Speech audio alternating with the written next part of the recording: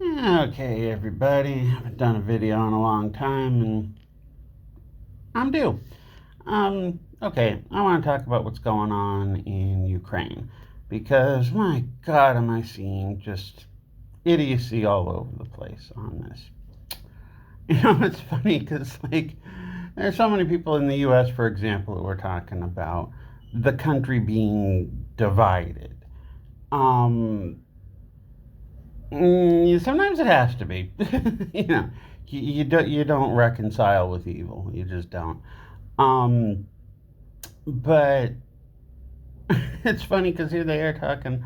I know so many people talking about divided, and yet they're nonetheless when they approach the situation in Ukraine, inevitably see it as something where there has to be a good guy and a bad guy. And if you think that, you're full of shit. Because here's the real deal all the players involved, and that includes Biden, Dump, Putin, and yes, even Zelensky, are all bad guys. And the Ukrainian people are stuck in the middle of this shit. Now, I won't call myself an expert on this situation, but I know more about this than most of the idiots who are making posts about it. And if you're following this, you're probably making an idiotic post about it. Um, Not everybody, but yeah, most. Most are. I've been following this since 2014, um, which is, nothing to really toot my horn about, but damn, it's pretty obvious y'all read a few headlines, form an opinion, and are either, most of the time, you're just really getting suckered by an attempt to turn this back into some sort of Cold War propaganda. Or you've kind of gone in the opposite direction and knowing what kind of a bad guy the U.S. genuinely is, assume that therefore Putin must be a good guy. No, he ain't. So yeah, it's bullshit. It's bullshit on all sides, guys. Okay, every one of them are bad guys. Back in 2014, Ukraine had a president named Yanukovych who was trying to be kind of, friendly to Russia. This is his neighbor, not necessarily like a fanboy per se, but wants good relations with his bigger next door neighbor. I call that pretty normal and reasonable. Um, Now, at the same time, there had been a history with NATO where actually, when Putin first came to power, and I didn't know this for a while, um, Putin wanted Russia to join NATO. NATO rejected him. And after that, Putin for a long time seemed to be quite a champion of the little guy. Um, trying to pretend to be a champion of the global south the whole bit, but really wasn't. He just got rejected from the imperialist table, and he was playing a strong hand to get that invitation back. And we'll get into this in a little bit after I say a little more recent history wise. But basically, Dump has more or less given him that invitation. So basically, in 2014, you get Yanukovych, and as the leader of Ukraine, wants good relations with his Russian neighbors, and he gets ousted in a coup that was slush funded by the U.S. CIA, NED, all the various multi-letter players were involved. The particular U.S. Politico that was kind of like the spokesman on the ground for it. I don't know, field agent might be, I say field agent, I think they were probably a little too publicly known for that term, but the main U.S. Politico that was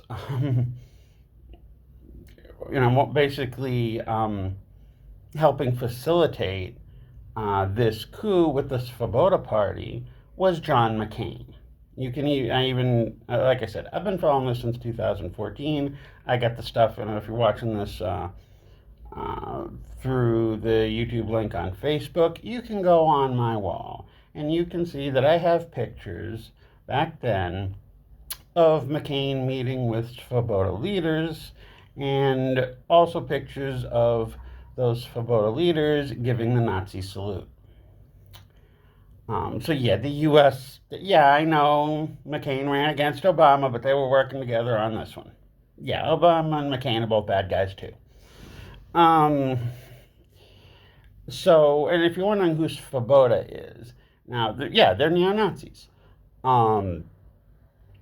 And basically, and there's actually a history there. They weren't just some random guys who got some Nazi ideas and started a party. They do date back to around World War II when the Nazis invaded Ukraine. There were initially a whole lot of Ukrainians seeing them as liberators from Stalin. The thing is, public opinion shifted against that real quick when they learned that Hitler was a whole lot worse. But there were still a few Ukrainians that cuddled up to the Nazis. And the Svoboda Party is the ideological and sometimes genetic descendants of those who cuddled up to the Nazis. So it's kind of actually, when I said neo-Nazi before, it's probably incorrect. They're not neo-Nazis. They're Nazis. Period. Now, Putin made a big thing about how he's denazifying Ukraine, and while it's true that there are indeed neo-Nazis in Ukraine, Nazis in Ukraine, in the form of Svoboda and their militant wing Azov, etc., for him to say that he's denazifying, as well as to call Ukraine a Nazi state, is extremely exaggerated to the point of it just being bullshit Kremlin propaganda. And basically, yes, Svoboda holds, they're like, the people who might be registered for the party are a very small percentage of the population, but they hold an inordinate amount of, say, seats in the parliament and that sort of thing. So yeah, there's no doubt a pretty sick Nazi presence there, but to call Ukraine a Nazi country or all a bunch of Nazi sympathizers also just isn't true. Let's also take into account that some of the Russian forces back before, what's his name, Poroshenko, was that it? I honestly don't know if, because it's spelled Wagner, and it's Russian, I'm torn between pronouncing it like English Wagner, or the German Wagner, and probably both are incorrect since it's a Russian name, but you know the group I'm talking about. There's a pretty good amount of Nazis in them too, and frankly, if Wagner and Azov wiped each other out, I'd be cool with that. But that's not how war works, unfortunately, and we got a whole lot of innocent people caught in the middle of this thing. So now and here's the thing, Zelensky, you see in the recent meeting, a lot of people thinking Zelensky's coming out looking like a boss for not cowering to Trump, but he's a TV star himself, just like Trump. Yeah. He was actually a comedian who had a TV show that actually had some political themes kind of similar to what you see playing it out now. They decided to turn, basically you had people backing him who wanted to turn the show into a reality. So it's why he kind of went at, it's kind of like why he went at Trump. It was kind of for the theatrics of it all. You know, they're both, you know, folks who are, you know, doing what they think looks good for TV and gets the ratings. Um, and Zelensky was a total, let me go back a little bit because when Putin got rejected to joining NATO, like I said, he went, very much against them, wanting his seat at the table, with, basically the white boys club, the rich white boys club table. And so he played the strong hand, and not being on NATO's side at that point and having been rejected, one of his red lines was that um, no NATO membership for any country bordering Russia, which of course includes Ukraine. And despite the fact, and if you go back as early as when the Soviet Union collapsed under Gorbachev, NATO had promised that they would not expand westward, and they did. Okay, so when there was talk of Ukraine joining in 2022, that's when Putin invaded. Now, yes, Putin is an aggressor in that case. Russia is the aggressor, undeniable. But it's idiotic to not realize that the U.S. and the West in general, NATO, goaded him into it. They knew what his red line was, and they flirted with it and crossed it. Now, would there have been better actions for Putin to take? Yeah. Real simple. Call up Cuba. Hey, Castro, I got these new missiles I've developed, medium range. You want a few? Let the word get out, and when the West starts bitching, just say, well, I'll renege on that deal with Castro. You just go ahead and, renege on Ukraine joining NATO, and we'll be cool. But he didn't do that. He invaded, and we know the death toll as a result. You also have to understand that, everybody, I see so many people wanting to compare Putinist Russia to the Soviet Union, and that's a load of shit. Okay, what Putin wants is not the Soviet Union. What Putin wants is the old Russian Empire. Yeah, the one the Soviet Union took down, and good for the Bolsheviks for doing it. And if you hear Putin's speeches, he's constantly calling giving Ukraine independent republic status in the Soviet Union as Lenin's fundamental error. Okay. So, Putin is not a Soviet. Putin is a Russian imperialist.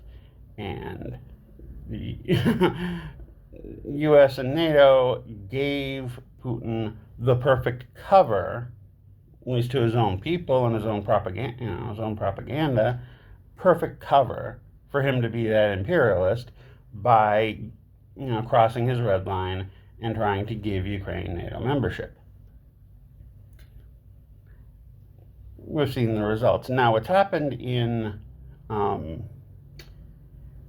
under Biden, they were, funding Ukraine, and Zelensky went right along with it to the point that he had, in March of 2022, gone to a summit with some Russian, I don't know if Putin himself was there, but basically be a regent for Putin kind of thing, were there, as well as many other leaders. And they were close to working out a treaty and ending the whole war when the reps from the US and the UK both told Zelensky to reject the deal, and that the US and UK would back them, would back him in Ukraine, in their fight against Russia. And so Zelensky completely capitulated to that, went along as a Western puppet, And again, we've seen the devastation since. Um, now what Dump is trying to do here is basically, whereas Biden was basically, okay, we'll back you in return for after you win the war allegedly, um, you sell us your resources so cheap it's pretty unfair to you. It's pretty much what Biden was doing. Now, Dump is doing something that's even worse. And basically, because he realizes that the neoliberal world order is falling apart. And so what he basically did was, um, tell Putin, tell you what, um, I'll stop giving them aid. You can go, that would make it a lot easier for you to conquer and win the war. In return, both of us colonize them afterwards. So, yeah, that's basically what he's doing. He's just splitting the colonization of Ukraine with Putin. Um, yeah, and the factor that has to be um, brought into play here, because I see a lot going around right now about Dump being a Russian agent that was marked for the potential to be one, or at least a knowing KGB kind of patsy ever since the mid '80s. I'm honestly trying to verify how much it's true. I know the source is a Kazakh intelligence specialist who's put this out, and it may or may not be true. But people are so into the whole, they're still stuck so deeply in this Cold War mentality. Russia, Russia, Russia, that they're completely overlooking the greater factor here, and that's white supremacy. And that's what both Dump and Putin are. They're white supremacists. Zelensky is just their disposable white trash, that doesn't get a seat at the table. That's Putin always wanted a seat at the rich white boys' table. Trump's giving it to him, and their deal is they colonize Ukraine together. And if you'll notice, a couple weeks before all this went down, the brouhaha in the Oval Office with Zelensky, Dump tried to say that BRICS was dead. Now, Russia had formed alliances with nations like China. I don't know, alliance is probably a bit of a strong word, but formed some cooperation, and certainly was to a little bit China, but especially India, that bailed out Putin and Russia when the West imposed sanctions. This mainly came in the form of Western Europe no longer buying Russian oil, which they could do very cheaply thanks to pipelines, mainly Nord Stream, which got sabotaged. But that's why the European economy, especially Germany, is such a wreck, because Germany was, Europe's biggest factory. And now that they can't get the cheap Russian oil and have to go elsewhere, they can't manufacture stuff as cheap because the oil is fueling the factories. The price has gone up. But it was mainly India that said, okay, Russia will buy your oil. So the whole sanctions from the U.S. and Western Europe, the G7, didn't work. And Russia's growing. They're not doing super great, but the ruble is gone down a bit. But in terms of the on-the-ground economy, it's not too bad. Even if you do have a lot of Russian citizens who aren't happy, the fact that some of them are getting killed in this meat grinder of a war. Um, Being in Thailand, there's definitely been an uptick in uh, Russian expats coming here, and you can understand why.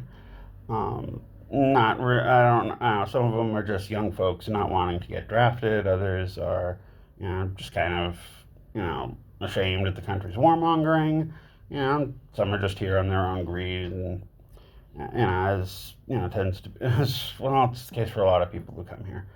Um, so you have all various reasons surrounding it, but the end result is um, Russians moving away, including here to Thailand. Um, so you see that going on now. The Now you have Europe not liking it, and it's not because Europe's all of a sudden gone anti-colonial or nothing. Um, they still are, but you see Europe still wanting to fight the war with Russia, despite um, Dump wanting to, split the spoils with Putin. Um, and colonization is a factor you have to consider here, and we have to look at Africa. And in this case, I'm going to focus on the Sahel region, which has, which was a francophone area, was, sometimes literally, sometimes um, not officially, but operationally acting as a French colony, mainly being France's main supplier of uranium for all their nuclear plants, and they've kicked the French out. Now the thing is, they are forming partnerships with Russia.